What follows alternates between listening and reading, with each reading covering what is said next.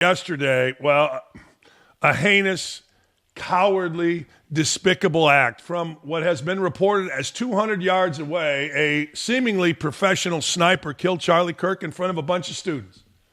Here's my thing. We're never going to know who did it. You mark my words. We're never going to know who did it. You know, as these guys walk around, Bernie Sanders and AOC talking about the oligarchy, I've watched enough TV. I've studied enough. I've talked to enough FBI/special ops/military folks to know when you want somebody killed, when the oligarchy and those folks want somebody killed, they get killed. And we're not going to find out. Already right now, people are saying, well, I don't know. This was a professional hit. This is just sad.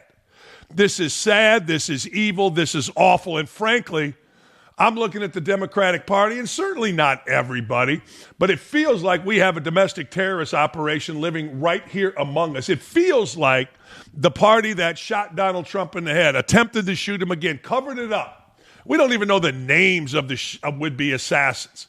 The trans community going into schools with their crazy and shooting people, supported by liberals, supported by Democrats. I'm telling you right now, Charlie Kirk, a dissenting voice to the absolute insanity that the left tried to put on us, murdered in cold blood in front of numerous college students. A media that's totally complicit. A Congress, government that won't give a moment of silence, that booed the very idea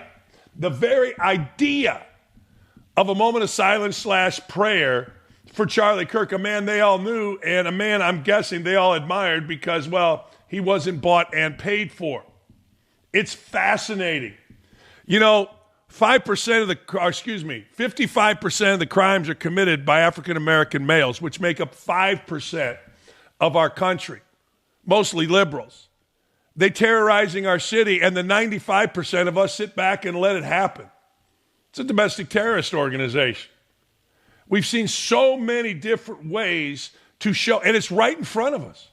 It's right in front of us, and we're too stupid. President Barack Obama had the, I guess, balls to comment on him. The great divider. He's the one. He's the evil one that started this. He's the one that basically said it's open season on police officers. Go shoot him. The worst of the worst, J.B. Pritzker, the fat-ass governor of Illinois, coming out and blaming Trump. Elizabeth Warren, Pocahontas, saying, of course we're not toning it down. Chuck Schumer, who shouted a warning. Again, these people are right in front of us. Chuck Schumer, who said, hey, we're taking it to the streets and you're not going to know what hit you. Well, you coward, Charlie Kirk did not know what hit him. Didn't know what hit him. So, Chuck Schumer, you're absolutely right. Al Green, that old moronic clown, is now condemning the violence. Really? Al Sharpton, the biggest grifter of our time. It's all gaslighting. It's all gaslighting. Rest in peace, Charlie Kirk. Look at his wife. Hell, a friend say this to me, and if it wasn't too fresh, I would have laughed. When Bill Clinton said, I'm thinking about Charlie Kirk's family, a buddy of mine said, I know Clinton. I guarantee he's trying to find the woman's phone number right now. That's the kind of pigs we have on the Democratic Party. Certainly not all, certainly. But when you won't give, when you will not give a moment of silence, and remember, these are the same criminals, no, they're not criminals, domestic terrorists, that wouldn't stand and clap for a little boy in a police outfit that beat cancer. There's evil among us, and it's on the Democratic side, and it's unbelievable. What are you going to do? I don't know what you do, but I know you stand up. Charlie Kirk was assassinated. Charlie Kirk dedicated his life to giving young Americans the tools to think boldly, defend their values. His passion and commitment continue to inspire numerous, countless, myself, to stand strong and state what we believe in. What are we going to worry about? Some guy on Black Sports Online, Robert Luttrell, who harassed his employees, calling me a racist? Yeah, okay. Cowards. I don't even know where to begin when it comes to this. I don't. But where we are as a country speaks very loudly by our congressional leaders who refuse to say nothing, who refuse to give a moment of silence, who refuse to say a prayer. They cannot even give a moment of silence to a man that was attacked simply for engaging in political discourse. It's evil. No, it's evil. Here is the video from C-SPAN of an attempt at a moment of silence for Charlie Kirk. What purpose does the gentlelady from Colorado rise? Shh.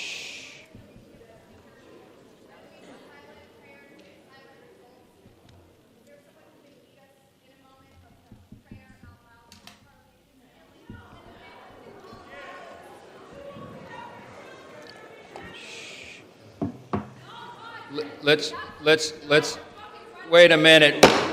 The House will be in order. The House will be in order. The House will be in order. Shh.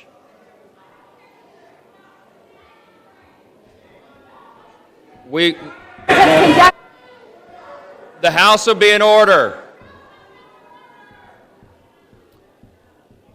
We will join prayer right after this, okay? The chair lays before the House a communication. The House will be in order.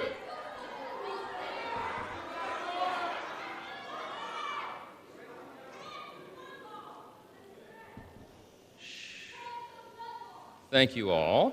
The House. I'm disgusting. Yelling, screaming, mocking. And these are our leaders. These are our country's leaders. I'm telling you, this is a domestic terrorist group. There are right here in front of us, and you'll figure it out. I do this all the time. I say things, and then people, you're crazy. And then all of a sudden, about 3 years from now, here it comes. I mean, can you imagine? Can you imagine the cold-hearted, ridiculous people in that building on that night, last night, that wouldn't even give a moment of silence? Charlie Kirk couldn't have been more right, and he did it in a Jesus-type way where he didn't yell, he didn't scream like me, he doesn't cuss. You know, I'm cussing, yelling, screaming because I'm stupid. He's smart. 31 years old. His legacy will go on, and I'm not stopping.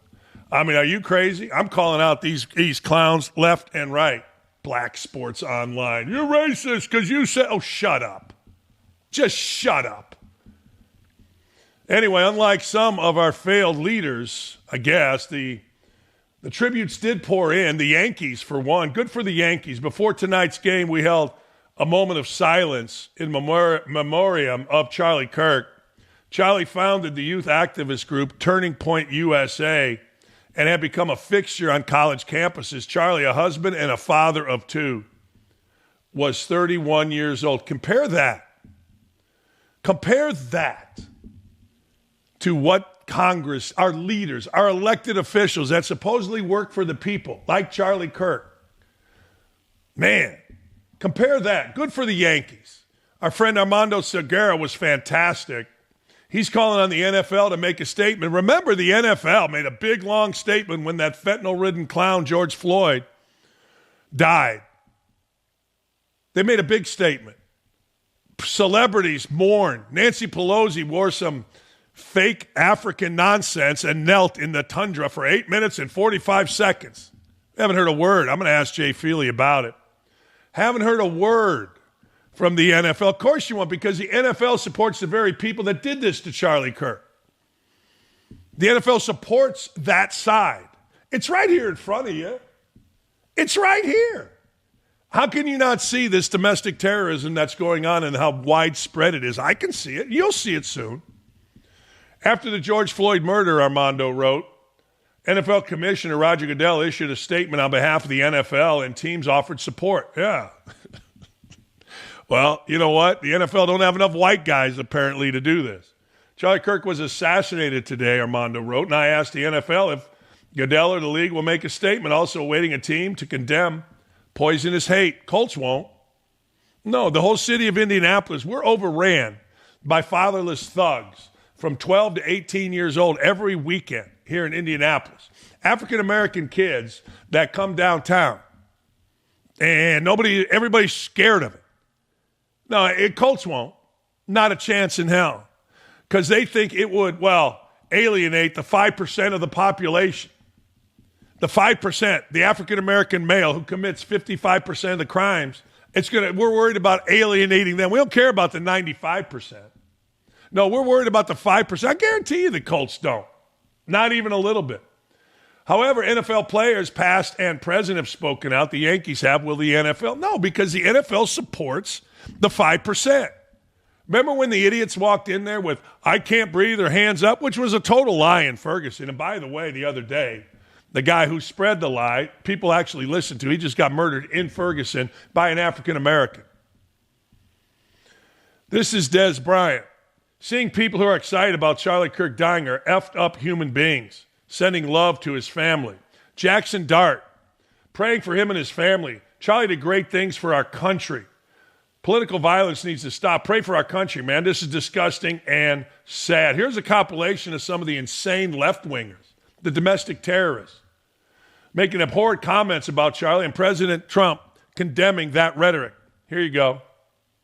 You can imagine the administration using this as a justification for something. He is not without controversy. He's taken a lot of controversial positions when it comes to the culture war. He's also a controversial figure at times. We don't know if this was a supporter shooting their gun off in celebration, or so we have no idea about this. But following up with what was just said, he's been one of the most divisive, especially divisive younger figures in this, who is constantly sort of pushing this sort of hate speech. MSNBC quickly addressed that comment, writing, quote, "During our breaking news coverage of the shooting of Charlie Kirk, Matthew Dowd made comments that were inappropriate, insensitive, and unacceptable. We apologize for his statements, as has he. There is no place for violence in America, political or otherwise."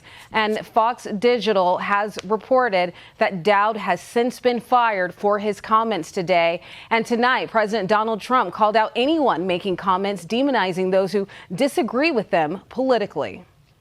For years, those on the radical left have compared wonderful Americans like Charlie to Nazis and the world's worst mass murderers and criminals. This kind of rhetoric is directly responsible for the terrorism that we're seeing in our country today, and it must stop right now. I mean, it's amazing. We got coaches at Baylor. We got medical workers. We got people, white, black, celebrating Charlie Kirk's death. I'm telling you, this is a domestic terrorist group.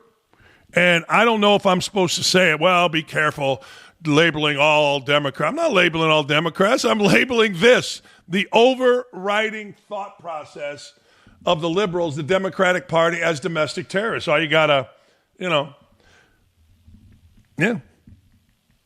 all you got to do is look. I got some idiots saying anything about the 55.1% that are sentenced for sexual abuse or the 67% involved in the production of child porn. Yeah, a lot. Sure, it's horrible. It's awful. But, right now we're talking about murder. Anyway, no, it's disgusting. Tunnel to Towers, today's the 24th anniversary of 9/11, the horrific day when planes flew into towers. And unbelievably brave men and women ran towards it, not away. For over 2 decades, the Tunnels to Towers Foundation has been there for our fallen and catastrophically injured first responders and military Gold Star family. If a spouse dies or is catastrophically injured in the line of duty, the foundation will provide the surviving family members with a mortgage-free home. They provided 1,500 home mortgages, and now they have promised to eradicate homelessness among the veteran population. Learn more about the foundation's mission, impact, and how you can help support our nation's hero.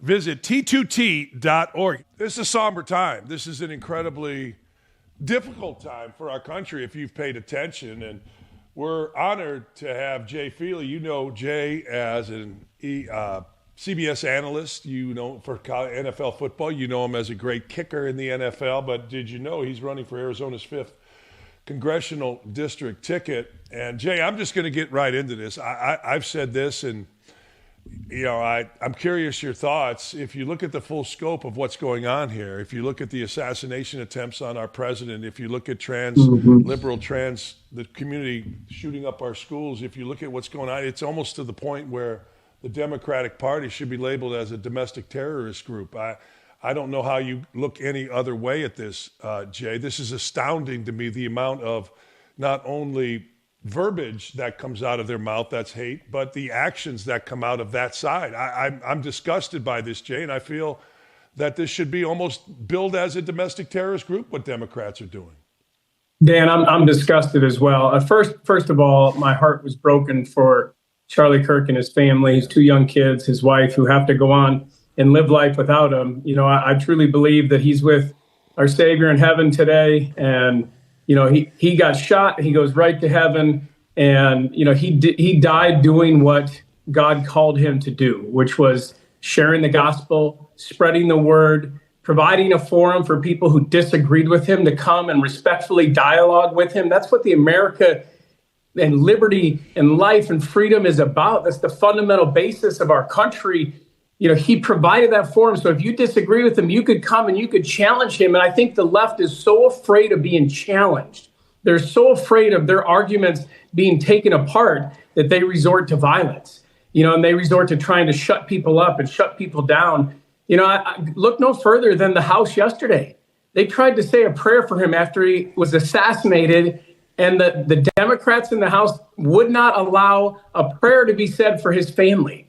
You know, and today's 9/11, I think back to the way the country came together after 9/11, you know, that horrific attack on our country, and we mobilized and we came together and we were Americans. That's not the response that we get today. You saw unbelievable hatred and evil all over the social media yesterday. You know, my wife and I were looking at this post in Arizona from ABC 15, the local affiliate in Arizona, that literally just said that Charlie Kirk was assassinated. It had no political bent to the post at all. And there was over 3,000 comments when we looked at it. So many of them were hateful. They were taking joy in the fact that he was killed and assassinated, laughing at it. You know, it's just vile evil. And it emanates, I truly believe, Dan, you're right, it emanates from the Democrat Party. When you continually say that one party is the enemy of the state, that they are an enemy to democracy, that they are filled with hatred and racism, and you know, those are the type of people that we need to get rid of in this country. That's how they promote the Republican Party, that they're Nazis. You know, to call Charlie Kirk a Nazi for standing on college campuses and allowing free speech and dialoguing respectfully with people is such the antithesis of the word. But that's how they label their enemies. And it provokes people to go out and do these horrific acts. You know, it's 9/11 and coming together. I still have a vivid memory of Congress and everybody coming together on the Capitol stairs. And I think about what you said yesterday. That's what made me say, I don't know. I mean, with the hate that is spewed, with the actions that have come from those hate, I feel like we have domestic terrorists living right among us, like in plain sight. And to your point about Congress yesterday, I don't know how. Well, I do know how, because they're protected by a left-leaning media. Again, a total combination of domestic terrorists. I don't know how you live with yourself if you can't say a prayer. This is the same group of people that didn't cheer for that little boy wearing That's exactly police right. officer's suit. Yes. These are the same people, Jay. This is disgusting. This young man is fighting cancer. You can't get up because you hate the president so much and the other party that you can't get up and honor that young man. You know, Charlie Kirk gets assassinated, whether you agree with his politics or not. You can't say a prayer for his wife and his children and their family. You can't put politics aside at that moment. You know, you don't think Republicans, if a Democrat activist, somebody who is out there speaking, if they were assassinated in front of their fans and their family live for everybody in the world to see, that Republicans wouldn't stop and say, hey, let's pray for that family. This is horrific. We cannot have this. We have to tone down the rhetoric. Instead, Elizabeth Warren attacks the president. You know, she doesn't say, yes, we should tone down our rhetoric. She goes after the president. You know, it's just, you know, it's sad, you know, but it is what it is where the Democrat Party is today, Dan. It's why I want to go into Congress. I'll tell you a personal story because, you know, I know Charlie Kirk, Turning Point's in my district. We just texted a couple of days ago about going to have dinner with our wives. So when I see him get shot, like here I am. I just left the White House. I was getting ready to go to a fundraiser here in D.C. And my wife and I see it, and both of us are in tears. And my daughter in college, who's not political at all, calls me, and she's crying and in tears because she's worried about what that means for me going into politics, and she's worried about our family and our safety. And then I was in a fundraiser when it came out that as we walked into the fundraiser, we got word that, maybe he was in critical condition but stable, so there was hope, and we were praying for him. And then in the middle of that, on the TV, it came up that he had passed away, and my wife burst into tears and just stopped. And I talked about my faith and how I hope that this brings people together and that we can stop the hateful dialect that truly pushes people towards doing something evil to other people. You can fundamentally disagree, and be respectful and kind to people. That doesn't mean that you don't believe in your politics and believe in your policies, but it does believe that you love other people and you treat them with respect and love. And that's what Charlie Kirk did. He went out on those college campuses, and somebody could be vile to him and yell at him and call him names. And he sat there respectfully in love and dialogue with him, but he stood up for the truth. And I think, for me, that's what it did for me. It really gave me even more of a passion to talk about my faith, to be open about my love for Christ and why I gave my life to him, and to stand up for truth. I've always said this. You can disagree. You should disagree. That's what this country is. Everybody, you have your opinion. There's 350 million people in this country. People are going to have difference of opinions, but basic human compassion, basic human decency is out the window. It's insane to me how you mentioned Elizabeth Warren. Well, there are others. And here's what also has me, Jay, the gaslighting. You mentioned it earlier. You were in sports. I was in sports for 100 years. I got criticized. I was a coach. I was a high-profile player in a high-profile place. You were too, okay? But fine. And people think that's bad. Okay, we're used to it. You and I are used to it. Okay, I've since 17 years old, there's people been criticized. Okay, but politics, it's now at the point where this is nasty. This isn't normal. This isn't, hey, I'm mad at you because you. This is hateful rhetoric. And it's discussion. And I honestly, Jay, you tell me, how does it stop? How does it simmer? How does it go back to? I always go to this. Joe Lieberman and Dick Cheney's debate when they sat there like men at a table, whatever year that was, and discussed. How do we get back to that? I think we emulate Charlie Kirk, and his lasting image for America should be somebody who ardently believed in their beliefs and stood up for those beliefs, but did it with kindness and respect. I watched so many videos last night of him on those college campuses, taking on people who completely disagreed with him. And he did it with a smile, and he did it respectfully. But gosh, he was so brilliant. And, he always had the right argument. Dan, think back to so many times in your life when somebody did something to you or said something to you, and afterwards you think back, man, I should have said this. This is how I should have come back. These are the arguments I should have used. Well, Charlie Kirk had the amazing ability to have recall and use those arguments in those moments, but he did it with a smile and respectfully.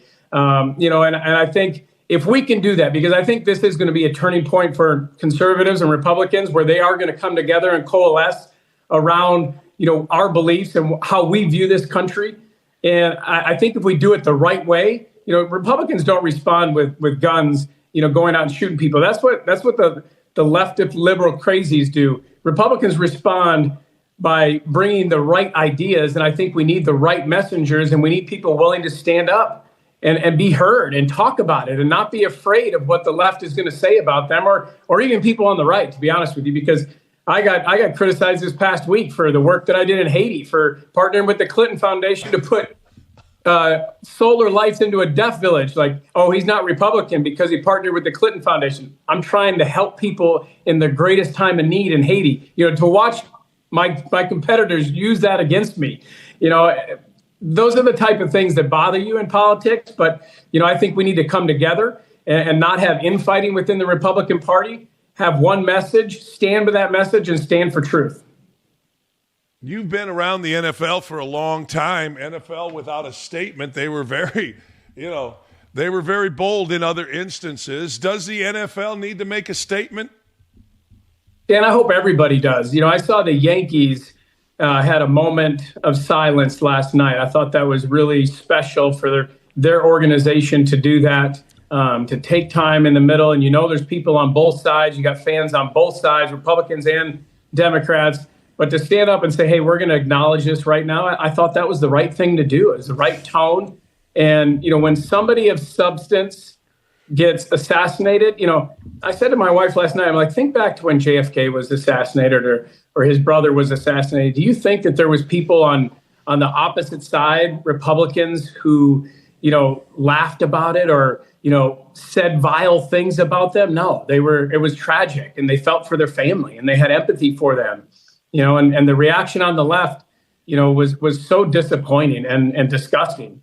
So I hope all the leagues take a moment to say, hey, we're praying for his wife. Because at the end of the day, that's who you're thinking about, right? You're thinking about Erica, his wife. You're thinking about his 2 kids having to grow up without a father. She has to now raise those kids as a widow. And it's tragic because he was standing up for what he believed in, and he was talking about his beliefs, and he was willing to engage with people and dialogue with people. Why are we so afraid to talk to people who believe differently than us?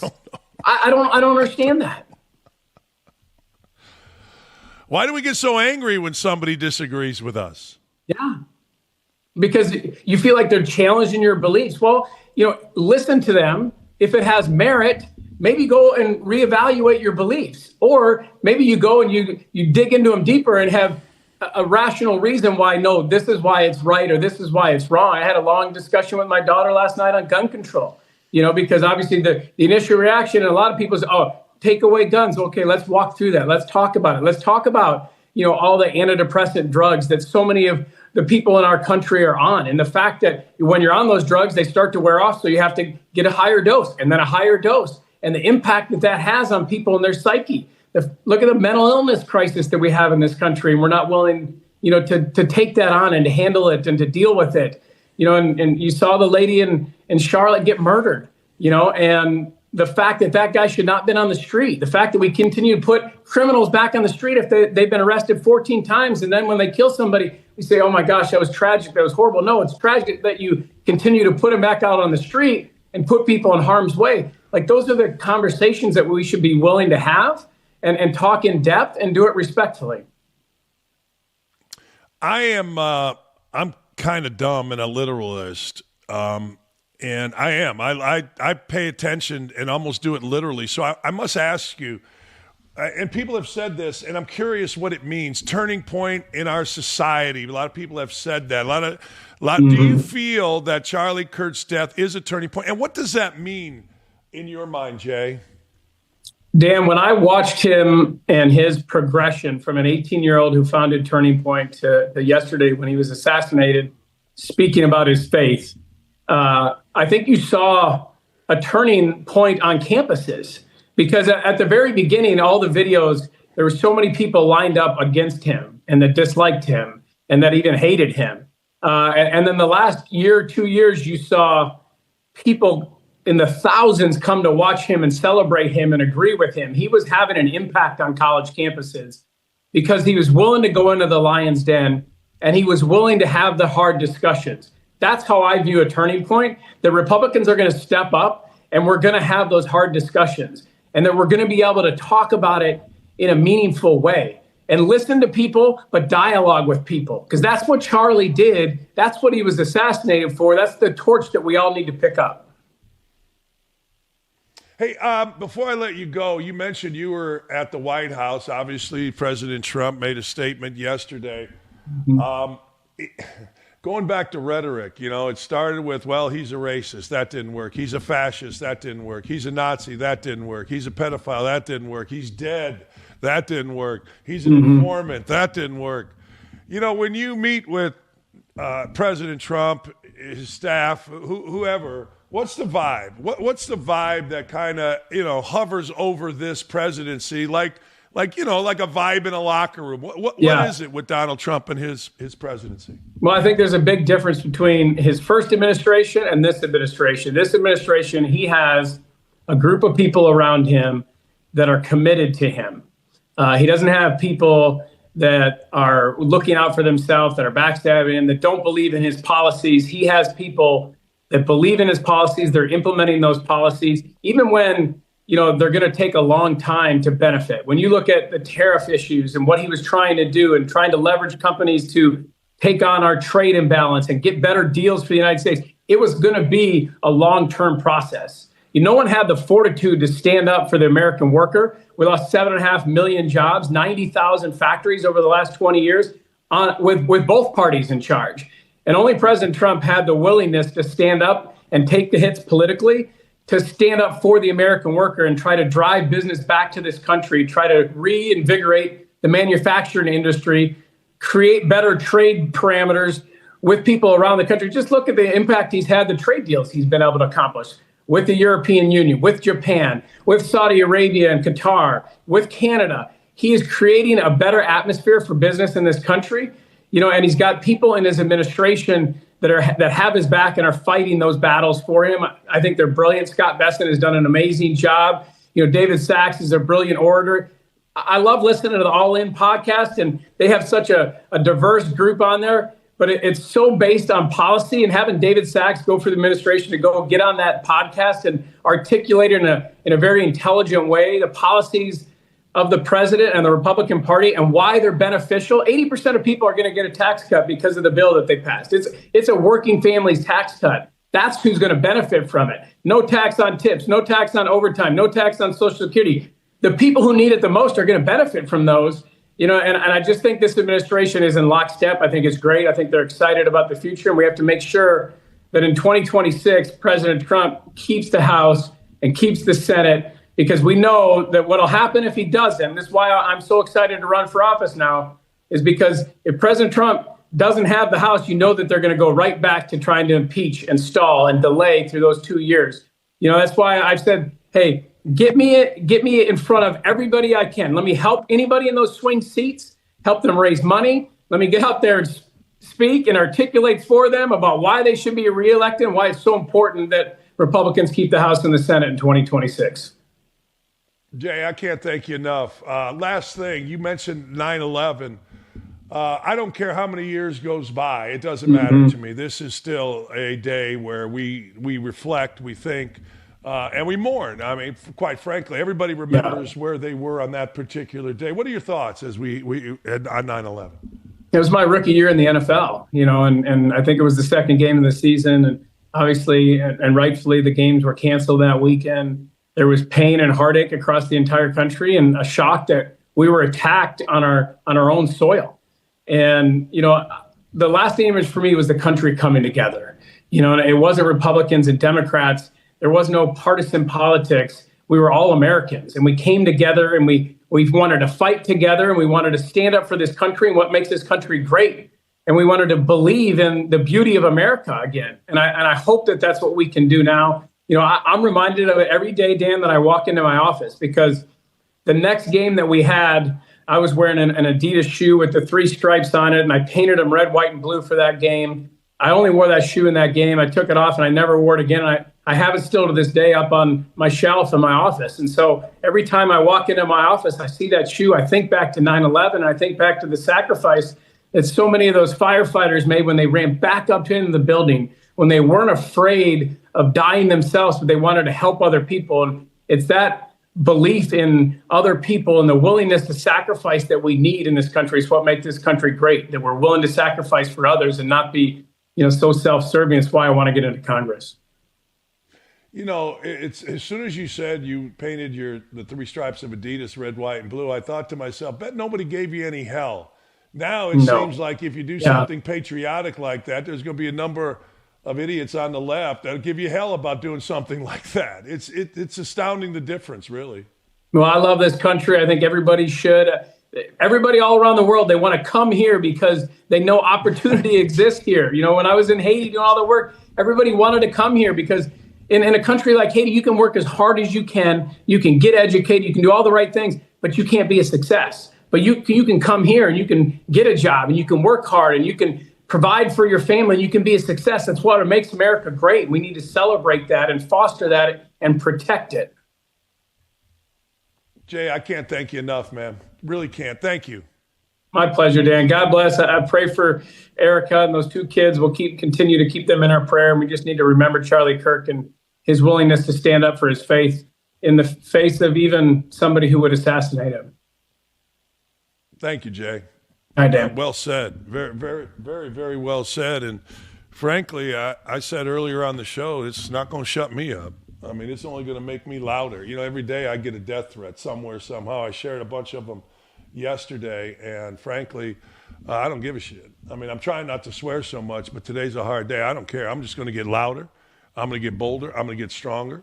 And I'm going to do that because you're not going to win. Evil is not going to win.